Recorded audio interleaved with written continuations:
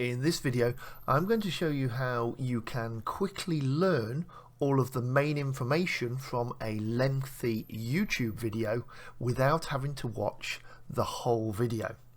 So here I'm looking at a video on YouTube from my favorite Facebook ads guru, who is called Laurel Portier.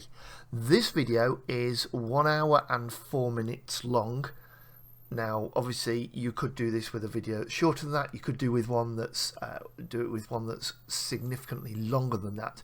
Now, I'm sure you know one of the ways you can actually go through this information quicker is coming here to settings and just amending the playback speed, and you can actually watch it. Normally I'll watch a video at 1.5 times and you can easily watch it, still take in all the information, but of course you're getting through it so much quicker. But that's not what this video is about. What I'm going to show you is an even better way of doing that by using AI. The other way I can extract all of the important information from this video, even though it's over an hour long, is with a free Chrome extension called Merlin. Now let me just show you here. This is in the Chrome Web Store. It looks like this, and as I say, it's called Merlin. You can simply add this to your Chrome browser and it gives you, as it says, a personal AI assistant powered by GPT-4.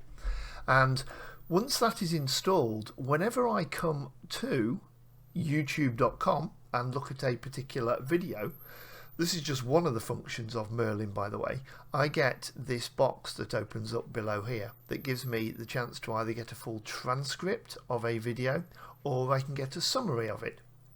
So if you want to have the whole transcript of every word that is said during that 1 hour, you could do it with the transcript button, and all you do is click on transcript and get the transcript.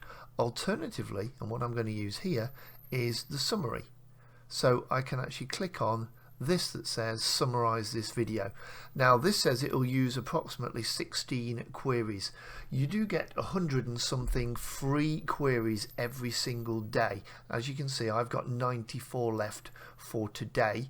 When you use those, they will refresh, so you've got plenty that you can actually use there. So what I'm going to do is click on summarize this video, and there we go. We straight away get the summary.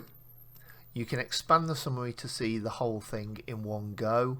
Alternatively, it will show you the various main points at the different timestamps during the video. So you can go down those, and if there's something that particularly appealed to you, like using boosted posts as a retargeting strategy, you can click on that and see exactly what that particular point was there. Now the great thing is here as well, this then gives you an idea. If you were interested in using boosted posts as a retargeting strategy, you know that is at 16 minutes and 30 seconds in the video. So you've not only got the notes for it here, but you could then go back to the video, go to 16 minutes and 30 seconds, which would be very close to where we were actually, which is about there, and then actually watch that bit of the video.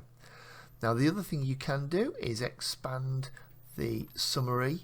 You can come down to the bottom of it. You could actually go through and copy the whole thing if you wanted to and paste it elsewhere. There are other methods of copying all the information from there as well. If you'd looked at these points here and decided, yes, I want the full transcript to keep, then you could obviously do that. Then other options that you get here are that you can actually chat with the summary that has been created. So for example, if I click on there and I want to know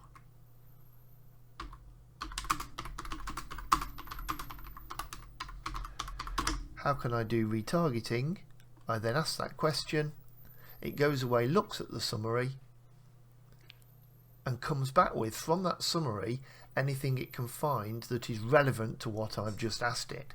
So what I'm doing here is not just creating a summary of the video, but I can then ask it questions, specific questions. So if there was something in particular that I wanted to learn, then I can ask it questions here in the chat with the summary that we created.